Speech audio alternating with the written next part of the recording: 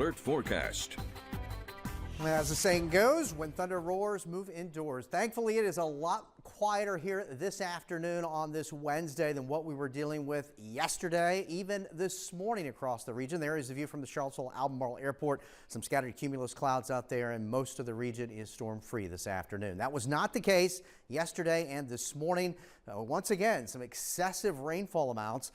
Jim Carpenter in western Albemarle capturing over 3¼ inches of rain. That was a 12-hour period from last evening into early this morning. And you can see this is a review from yesterday, last 36 hours through this morning, of many wind damage reports with the severe storms that we had and a lot of flooding, especially across the northern Piedmont, and then earlier this morning in and around Augusta County, including the city of Stanton. Now, this is the Doppler radar estimate, and there are some areas out to the west where, because of beam blockages, it doesn't pick it up as well. But again, this orange to darker shaded color, that's anywhere to 4 to almost 6 inches of rainfall that fell. And of course, that's nearly or over a month worth of rain. So through portions of Madison and Greene and northern Albemarle and out through Orange, even portions of Louisa, some excessive amounts of rain, even across Albemarle, and then back into the Stanton and Augusta County area, some 2 to 5+ inches of rain from some of that this morning.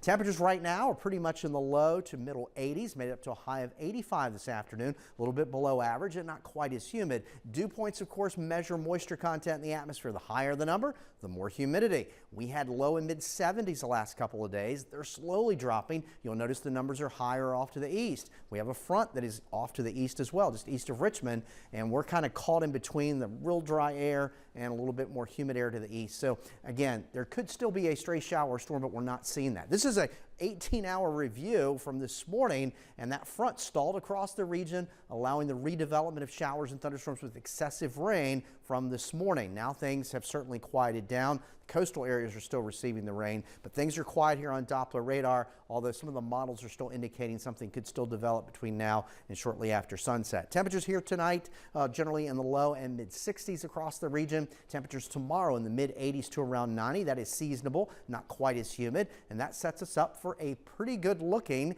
and nice July 4th Independence holiday weekend.